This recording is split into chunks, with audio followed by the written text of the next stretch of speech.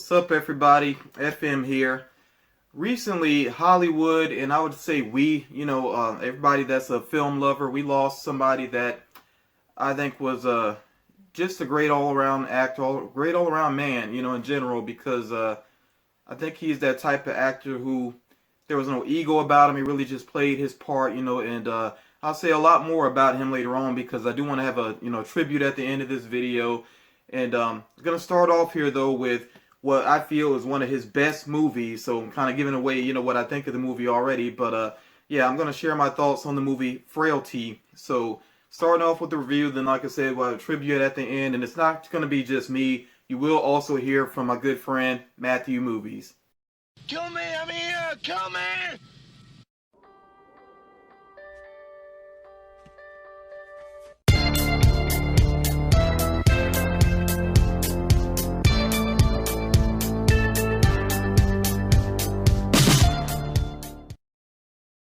Before I share, my thoughts on Frailty, I do want to give you just sort of the gist of the movie. So Bill Paxton, he plays a single father. He has two sons, and their life is going along pretty, calm and quaint down there in Texas. And but he gets a vision one night, and I'll say this. Well, actually, I'll hold off till I get to the strengths, but I don't want to jump ahead. But yeah, he gets this vision that God is telling him that there are demons in the world, demons disguised as human beings, and that he and his sons are basically going to be demon hunters, you might as well say. That it will be their job to capture and deal with these demons. So a lot of the focus in the movie is on the sons, and you can imagine, with these boys being somewhat young. Can't remember their exact age. Might have been, I think the younger one might have been no older than maybe 8 or 9, and then the oldest boy probably in that, I would say, maybe 11 years old range. I can't remember exactly for sure, so forgive me on that, but around that range though. So of course, with the children being such a focus in the movie, there was some controversy around this movie, but to me, it's a story like any other story. I thought it was well handled, and by the way, Bill Paxton actually did direct the movie. So do keep that in mind as well. So yeah, that's the gist of it. I really don't want to say more because I don't want to get into spoilerish territory, but that is the basic gist of the movie. The end of the world is coming. It's near. The angel showed me. There are demons among us. The devil has released them for the final battle. It's being fought right now. But nobody knows it except us and others like us. I'm scared, Dad. There's nothing to be afraid of, Tiger. We've been chosen by God. He will protect us. He's given us special jobs to do. We don't fear these demons. We destroy them. We pick them up one by one and we pitch them out of this world. That's God's purpose for us. I want to talk about the strengths of this movie, and there are a lot of them. For one thing, as I mentioned previously, Bill Paxton directed this movie, and a lot of the movie takes place in the past. It does kind of jump back and forth between two different time periods, but a lot of it takes place in the past, like I said, in Texas, and I think Bill Paxton did a great job in, his director of photography, everybody that worked along with him, set designer and all that. They really did a great job of capturing that time period. Even the way it's directed, there are moments that feel very kind of throwback to the time period. What time period it's in, I can't say. It might be around the 70s, somewhere in that area. But yeah, you definitely feel it, and I think they did a good job with that. Also, another big strength, of course, is the acting. The acting is just phenomenal all around. Now, when you have two children as leads in the movie, and they are, in a lot of ways, the leads in the movie, that can be kind of touchy because some child actors really shine, and then some are just, they kind of make you cringe, and I mean, I feel like when it comes to kid actors, you got to judge them fairly. They are actors. If they're going to be in the business, they got to be critiqued. That's really what it comes down to. But these kids were phenomenal. Matthew McConaughey has a role in the movie, and he's the narrator of the movie, and his voice, you could just imagine his voice as a narrator works so well. And he actually plays one of the sons as an adult. So that's pretty cool. Powers Booth has a small role in it. And Powers Booth, to me, is just, he always has that chilling presence that really works well. And then of course the man, himself, Bill Paxton, is just he sees such a great character in this movie. I think something that's awesome about Bill Paxton is this: you buy him right away as a father to these boys. Like, you don't question it at all. Like, it feels so natural. Sometimes you have movies where you could just, it just feels like actors together pretending to be a family. And with this movie, you get so into it, you don't question it at all because he makes it feel so genuine. And he talked about it on the commentary that there was some ad-libbing and things that he did. He kind of played off of the boys back and forth, and it shows. Like, it just made the scenes even more natural all around. And another strength of this movie is definitely the script. The script is amazing. In fact, this was a movie, even though I love this movie and I'm not like big on remakes, and I'll say this: if this movie was ever remade, I would really hope that it would be put in the hands of a master filmmaker, not somebody that just is a fan and they kind of want to do it, or somebody who even somebody that might be a fan but they're just not capable. I'd want it to be like a master filmmaker, because it's such a great story that it is one of those movies. Normally I would say, don't remake it if the original is still good, and this original is still awesome. But I would say, give it maybe 10, 15, 20 years, down the line. If this movie were remade, I think it could be just as strong, because it's just that good of a script. And it's the type of movie where it keeps you guessing the whole time. Like, I remember the first time seeing it, I was just like, what is going on? What is going on? Was his vision real or not? The Bill Paxton's character, I was just like so wondering, like, was his vision real or not? What is really going on here? And like, to what extent even might things be real? But what's great about the movie also is that there are revelations that you just don't even see coming. It's I hate to even call them twist endings. I think revelations is better. There are multiple revelations towards the end of this movie, and it's like each one just gets progressively better. It's like, wow, like, just it hits you with like 4 or 5 different things, just back to back to back, and it works. It's not annoying like some movies. Like, think about a movie like, and I hate to even bring up this movie, but Wild Things, which that was a movie that had like a whole bunch of twists. Even into the credits, it still had twists going on. It was ridiculous. Some people just way overdo it. So that's why I say I feel like there were revelations here, because they really fit into the story. Nothing was out of left field, and you could rewatch the movie and see how everything did fit together. Nothing was fabricated at the end. So it's just a great story, and I think it is a timeless story as well. And definitely, a movie that's really for film lovers. This is Matthew Movies coming at you with my thoughts on the strengths of Frailty, a movie that I absolutely love. Right off the hop, I think the number one thing about this movie that completely blew me away from the moment I started watching it is the pacing of this movie.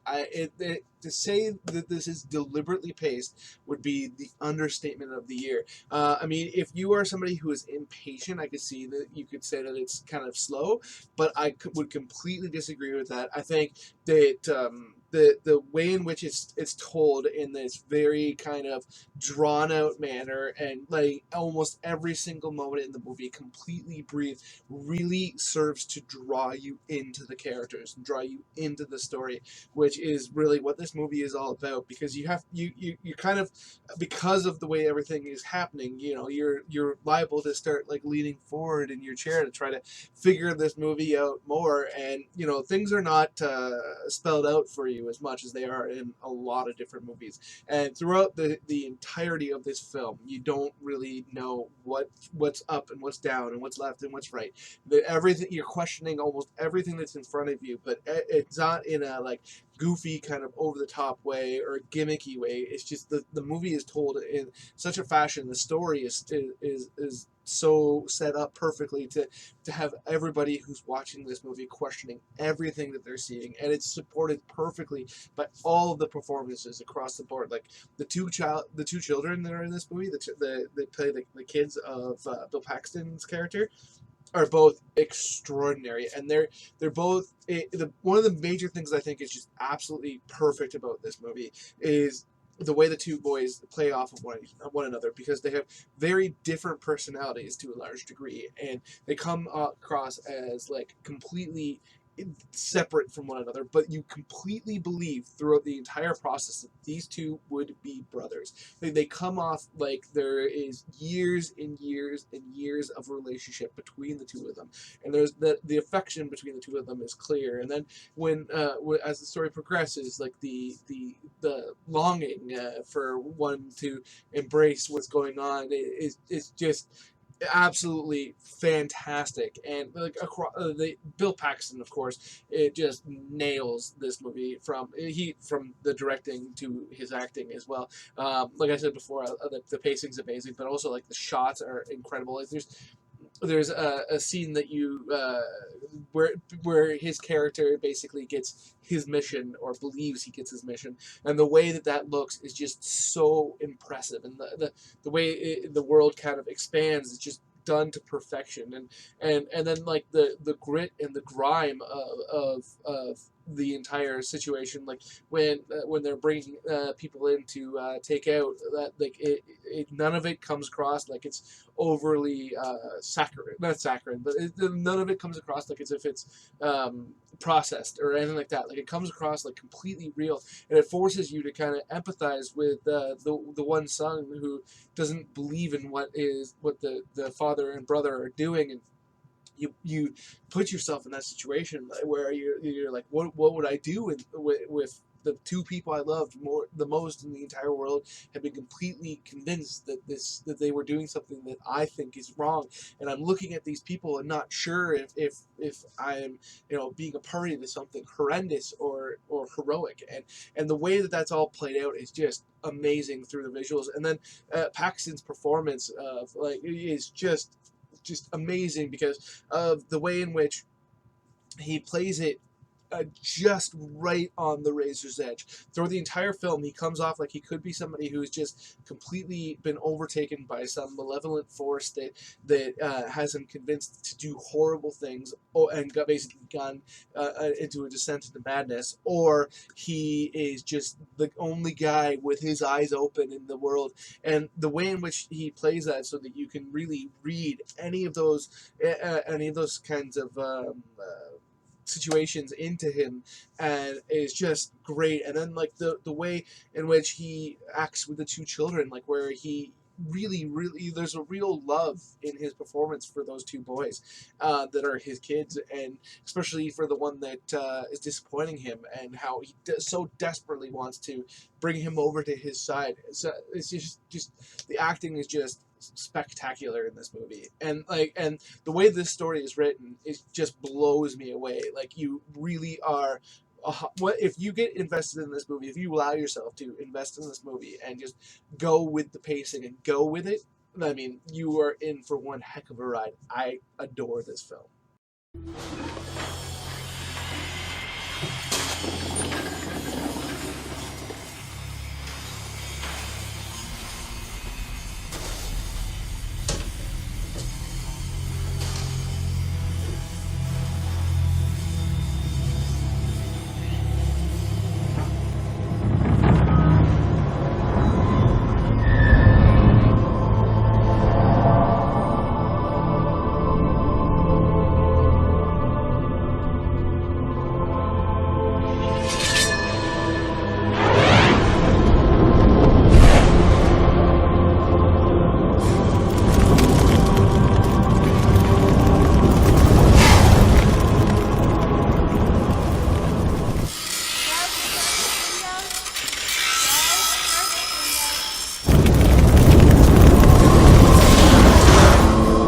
So my favorite scene in the movie, with this one, I'd say that this is kind of spoilers territory, but not really, because if you watch the movie, you know that there is going to be killing in it. I mean, that's obvious. I mean, just looking at the cover of the movie, you're gonna know there's going to be some killing in the movie. So I would say that the first scene that they kill a demon, as Bill Paxton's character calls it,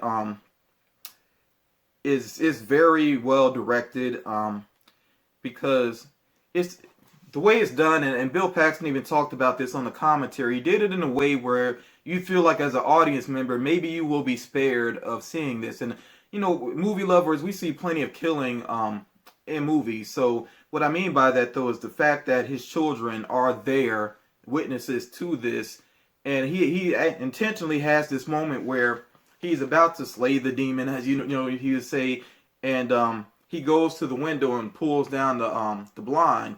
So you think that maybe this is going to be just you'll hear the sound effects or something like that, but no, it takes you right back in there, and it's so intense. And there are a lot of intense moments in this movie, and a lot of great subtle moments as well. But I mean, if I have to look at a scene overall, I would definitely say that the first kill, that's my favorite scene because it's just so intense. My favorite scene of this movie, it's a tough one because there's so many moments I want to throw out there, like when they grab the first victim or the first punishee.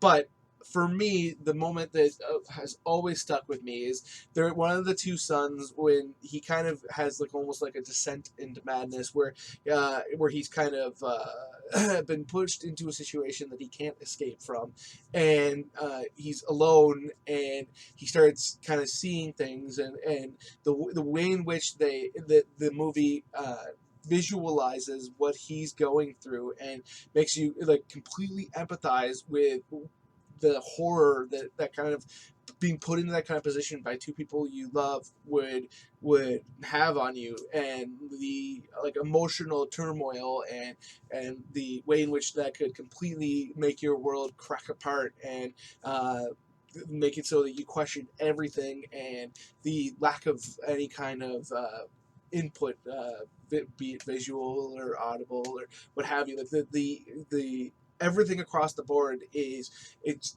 set up perfectly to make you really put yourself into what that would be, and also like because of where it takes place in the movie, you don't have any idea what as an audience member what you're rooting for because you don't know who's right and who's wrong, and the emotional turmoil you go through as an audience member sitting there because you don't like seeing this happen to the boy because he's a child, and also because you're not sure that he's wrong. He may be the most heroic character in the movie, but you don't know, and so you like it's just so emotional and so perfectly done. The scene just completely blows me away.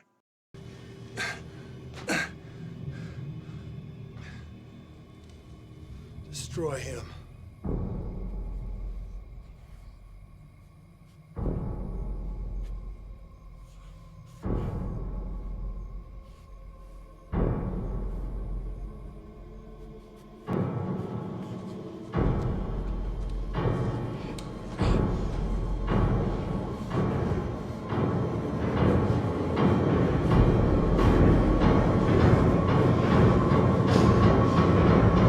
So my final verdict on Frailty is that if you really appreciate filmmaking, if you like a good thriller, this is a movie you just have to see.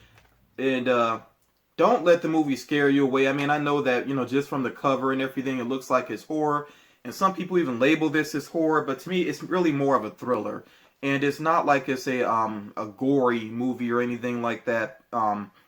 It has its intense moments, but it's really through just the drama of everything, not through like jump scares and and like I said, gore. That stuff is really not going on. So don't be afraid to check out this movie because it's just good storytelling. And like I said, I really think this is one of Bill Paxton's best, if not his absolute best movie. And if you're a fan of him as well, you definitely got to check this out. And I would also strongly suggest that if you're able to get your hands on the DVD, which I'm sure you could find it cheap, because it wasn't a like super popular movie. It was very underwatched, unfortunately. But if you can find it with the commentary, go for that and check it out with the commentary. Like I said, if you're interested in filmmaking, if you're just a big film lover or you're a big Bill Paxton fan, you really got to hear his thoughts on it because there are so many subtle things that he did throughout the movie with his directing and working with the actors that just really made it all come together to be what I consider this to be pretty much a classic. This is just a great movie. my final verdict on this movie, I think, is probably going to be fairly clear if you've been watching up until this point. I'm a big fan of Frailty. I think it is such a expertly executed movie. It blows me away every time I see it. I mean, there really isn't anything about it that I don't like, from like the pacing, the acting, the directing, the story, the visuals, the whole rigmarole to me is just fantastic. Now, I will say I don't think this movie is necessarily for everyone. As I mentioned before, the pacing of this movie is pretty slow in parts, and intentionally so. And I think it is a real strength of the movie. But if you're somebody who, doesn't have the patience to kind of sit through something that's going to be not a mile a minute, or there's not going to be like all the 1,000 cuts you see in modern action movies, and and if you're not for somebody who wants to sit through a movie that isn't going to be cut and dry, you're not going to be happy if you walk out of a movie not necessarily knowing 100% things, then I don't necessarily think this movie would be for you. However, if you're somebody who loves thrillers and loves movies where as an audience member, you're kind of forced to try to figure out what exactly is going on in the movie throughout, then I think this movie is spectacular. I think it's criminally underseen, and I just hope that. Especially now that Bill Paxton has unfortunately passed away, that it gets a lot more of the credit it has always deserved, in my opinion.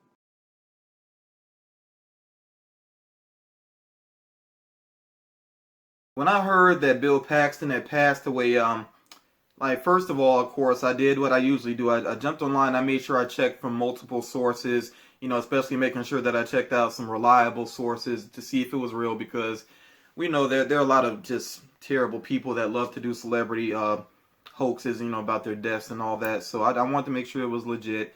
And once I saw it was legit, I was definitely saddened by that, because, Bill Paxton, I've said it before, that I feel like he was an actor that didn't have any ego about him.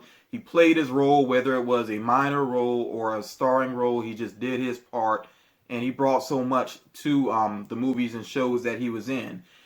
Something I really liked about him as an actor is that he really knew how to act with his eyes. I mean, he had moments, even in the movie Frailty, where you could see him like pleading to his son, just through his eyes, him pleading to his son for him to understand what he felt was going on, that he had received this message from God, and also, his fear, definitely like in Aliens, the classic, Aliens, in the scenes that he had there, you could see his fear in his eyes really as well. So, and also the love in his eyes too, because I was a fan of Big Love on HBO up until, I would say, I think I really enjoyed it the first and second season, maybe the third, and this is to no fault of Bill Paxton. At some point, they decided to go melodramatic with the show, like really melodramatic, and it just took me out of it. I couldn't enjoy it after that, and I was really enjoying the show, especially because, like I said, Bill Paxton was on it, some other great cast members,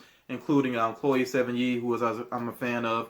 But yeah, tonally the show changed. But up until that point, he had done such a great job being this father, this husband and father, a husband to 3 wives, because the show was really a lot about polygamy. So and then having multiple kids from the different wives, like he had a huge family in that. But he just did such a great job with that.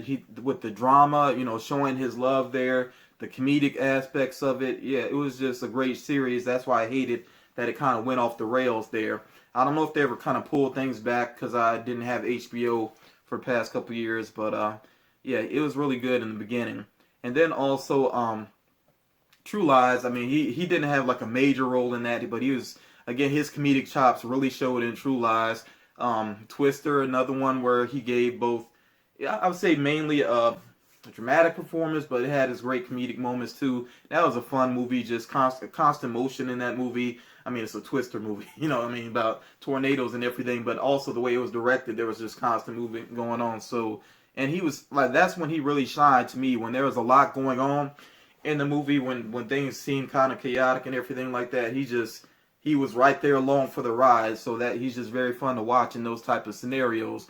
I would say, in terms of his dramatic chops, you definitely need to check out the movie A Simple Plan. That's another underwatched movie that's just so good. I mean, it's really amazing. Bridget Fonda plays his wife in that, and I don't feel. I mean, I hate to say it, but I don't think she's like the greatest actress, but she does her thing in that movie. She really does. And Billy Bob Thornton as well, playing his brother. They're just great together. It's a small cast in that movie, and it's a small town. And the story, in a certain way, is small, but it's about some big ideas, though. It's really a lot about greed and how greed corrupts people. So, yeah, Simple Plan is another one to check out. Bill Paxton altogether just has an amazing body of work. So I hope that people continue to check out his work and just remember him as the great actor that he was. He was even starting up a new TV series based off of Training Day, which that would have been interesting to see where they were going to go with that. And I'm sure the filmmakers there and the crew members, the cast, everybody is pretty heartbroken as well. But yeah, I just feel like we need to remember just what he gave of himself to the movie business, which was a lot. He gave a lot of heart to the movie business. So yeah, rest in peace, Bill Paxton. I've been a fan, and I'm still gonna be a fan because yeah, he's just a great person all around. When it comes to my feelings on Bill Paxton's career as a whole, I mean, I don't know if you're a film fan, how you could not love this guy's work. I mean, he's been in so many incredible movies and given so many amazing moments. And then there's been a few moments that are like epically horrible too. Like just as a quick aside, if you never looked up the alternate ending of Titanic, it is one of the most atrocious moments on film of all time. And if they had not cut that, I don't know that movie would have done nearly as well as it did, because dear Lord, it's terrible. And Paxton plays a big part in it and is great in his terrible part of it. But I mean, the guy's career was amazing. I mean, he had the relationship with James Cameron that had him take parts in a lot of his movies, like Aliens, which of course has his classic "Game over, man, game over" line. And for such a small role in the movie, really he really makes an impact on the audience. Like I mentioned in Titanic, he plays the boatsman or the captain or what have you that is trying to find the jewel that starts the whole love story. He was in the Terminator. In True Lies, he plays the used car salesman that is just so fantastic because he's so like greasy and slimy and just a real piece of work. And other than his James Cameron work, he played the older brother in Weird Science, which he was just perfectly cast as the bully.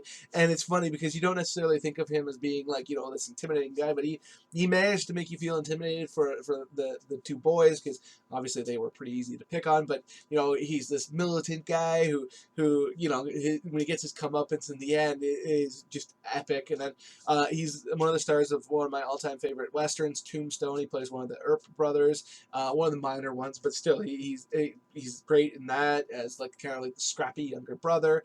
And then I think Near Dark doesn't get nearly enough credit for being one of the best vampire movies of all time, and his character is just so great in it. And just he just completely commits to being the villain of that movie. And he's just villain, but he's villainous, but he's also you're kind of rooting for him too. It's just the way in which he pulls that character off is just amazing. And then Twister, what can I say? I mean, that movie is pure action schlock and funny and ridiculous and just a real entertaining movie. So I'll definitely miss being able to see more of Bill Paxton. So